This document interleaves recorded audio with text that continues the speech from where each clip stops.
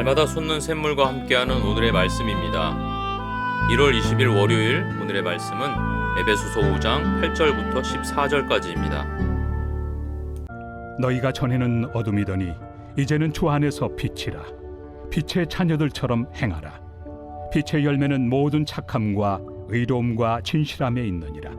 주를 기쁘시게 할 것이 무엇인가 시험하여 보라.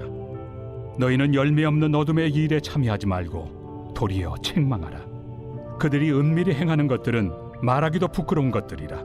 그러나 책망을 받는 모든 것은 빛으로 말미암아 드러나나니 드러나는 것마다 빛이니라. 그러므로 이르시기를 잠자는 자여 깨어서 죽은 자들 가운데서 일어나라.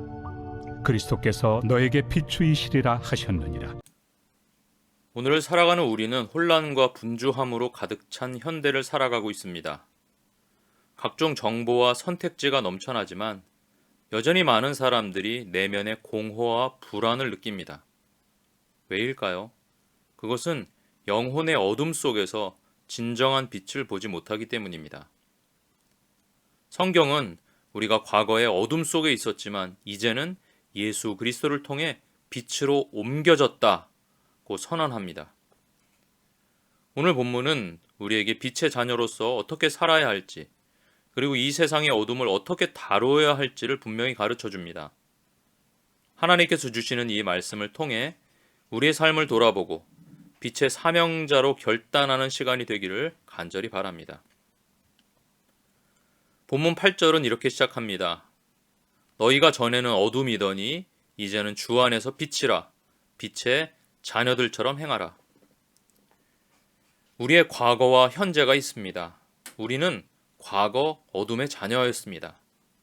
어둠 속에서는 우리의 죄와 허물이 가려져 있었고 하나님과의 관계는 단절되어 있었습니다. 하지만 예수님께서 우리를 어둠에서 건지시고 빛으로 인도하셨습니다. 이제 우리는 더 이상 어둠에 속한 자가 아니라 주 안에서 빛입니다. 이것이 바로 우리의 정체성입니다. 내가 누구냐? 주 안에서 빛이요 빛의 자녀라. 그러므로 빛의 자녀들처럼 행하라는 명령은 단순한 권고가 아닙니다. 이것은 빛으로 부르심을 받은 자로서 마땅히 살아야 할 우리의 정체성을 반영하는 삶의 방식입니다. 오늘 여러분의 삶은 이 빛의 정체성을 보여주고 있습니까? 혹시 여전히 어둠의 습관에 머물러 있지는 않습니까? 빛의 자녀로서 하나님 앞에 우리의 삶을 정직하게 내어놓읍시다. 9절 10절에는 구체적인 삶의 모습이 나옵니다. 빛의 열매는 모든 착함과 의로움과 진실함에 있느니라. 주를 기쁘시게 할 것이 무엇인가 시험하여 보라. 빛의 자녀로 살아가는 삶의 구체적인 증거는 빛의 열매입니다. 빛의 열매는 우리의 내면적 변화와 외적인 행위 모두에서 나타납니다. 본문은 그것을 모든 착함과 의로움과 진실함에 있다고 말씀합니다. 착함은 우리의 선행과 이웃사랑을 통해 드러납니다. 의로움은 하나님의 말씀에 순종하며 정직하게 살아가는 삶을 뜻합니다. 진실함은 거짓 없이 진리를 따르는 태도를 보여줍니다. 이 착함과 의로움과 진실함, 이것이 일상이 되는 거예요. 착한 일 하면서 착한 일 한번 해볼까? 이게 아니라 그 착한 삶이 일상이 되는 거예요. 왜요? 우리는 주님 안에서 빛이니까 그렇습니다. 의로운 삶? 그것이 무슨 특별한 이벤트가 아니라 일상인 거예요. 진실한 것, 모든 것을 대함에 진실한 것입니다. 그것이 빛의 자녀로서의 마땅한 삶인 거예요. 이 열매는 우리의 노력만으로 맺을 수 있는 것이 아닙니다. 성령께서 우리 안에서 역사하실 때 자연스럽게 나타나는 결과입니다. 그러므로 우리는 날마다 하나님께서 기뻐하시는 것이 무엇인지 살펴야 합니다. 마치 신부가 신랑을 기다리며 음식을 고민하듯, 혹은 신랑이 신부가 좋아하는 그 옷을 고르듯 하나님께서 이렇게 하는 것을 기뻐하실까? 아니면 저걸 기뻐하실까? 하면서 즐겁고 신나는 그 사랑의 일상을 살아가는 거예요. 성령께서 매 순간 인도하심에 민감하게 반응하는 것입니다. 특히 빛의 자녀로서의 우리는 어둠의 행위에 동참하지 말아야 할 뿐만이 아니라 그것을 책망해야 합니다. 불의를 볼 때 좋은 게 좋은 거라고 그냥 넘어가지 말고 어둠의 일들을 책망하고 견책해야 합니다. 그것은 단순히 죄를 지적하거나 정죄하는 데 그치는 것이 아닙니다. 복음의 빛으로 어둠을 드러내어 사람들이 회개하고 하나님께 돌아오게 하려는 것입니다. 그러나 때로 우리는 어둠을 묵인하거나 타협하려는 유혹에 빠질 때가 있습니다. 세상과의 관계에서 비난받거나 거부당하는 것을 두려워하기 때문입니다. 그러나 기억하세요. 빛이 어둠을 두려워하는 것이 아니라 어둠이 빛을 두려워한다는 것입니다. 우리는 우리를 보내신 곳에서 묵묵히 빛을 발하며 그곳에 깃들려고 하는 어둠을 몰아내는 것입니다. 더 나아가 빛은 구원의 길로 사람들을 이끌고 회복과 생명을 제공합니다. 13절은 이렇게 말씀합니다. 책망을 받는 모든 것은 빛으로 말미암아 드러나나니 드러나는 것마다 빛이니라. 아멘. 빛을 밝혀 어둠이 물러가면 그 어둠 속에서 어둠의 일에 취해 있던 사람들이 눈을 뜨고 빛으로 나오게 되는 줄 믿습니다. 그래서 14절 잠자는 자여 깨어서 죽은 자들 가운데서 일어나라.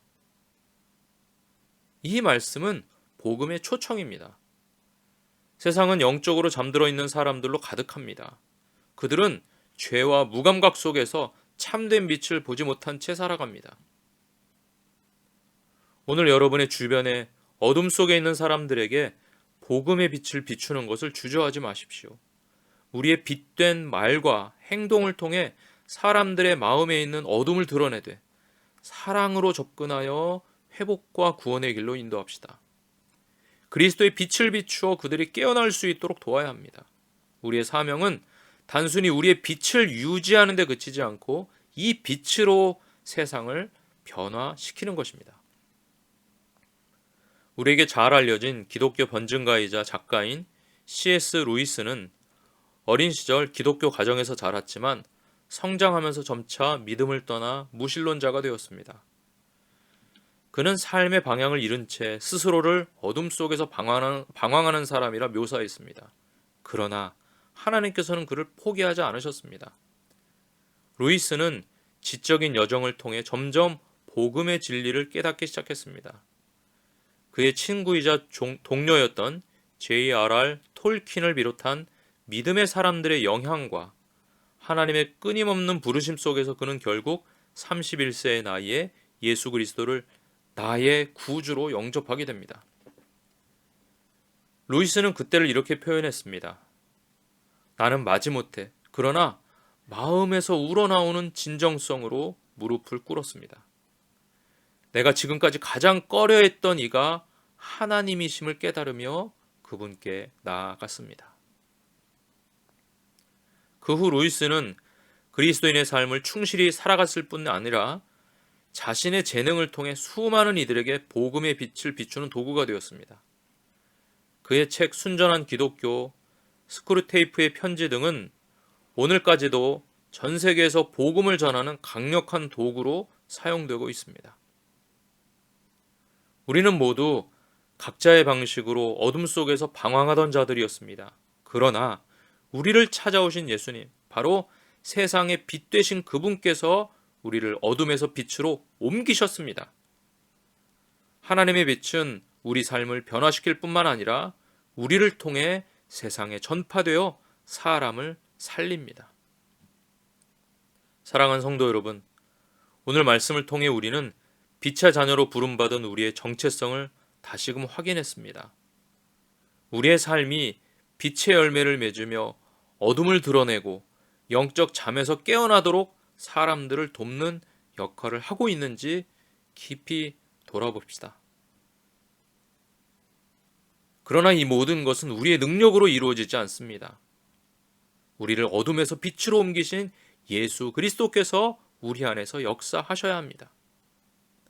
그리스도께서 십자가에서 죄와 죽음의 어둠을 이기셨기에 우리는 빛의 자녀로 살아갈 수 있습니다.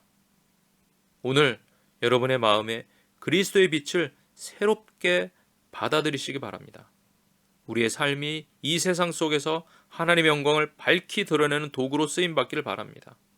오늘 우리가 이르는 바로 그곳에 주님의 빛으로 어둠이 물러가고 밝아지기를 주님의 이름으로 축원합니다.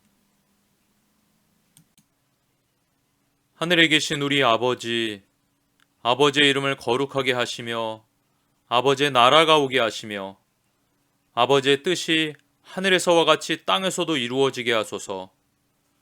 오늘 우리에게 일용할 양식을 주시고 우리가 우리에게 잘못한 사람을 용서해 준 것 같이 우리 죄를 용서해 주시고 우리를 시험에 빠지지 않게 하시고 악에서 구하소서.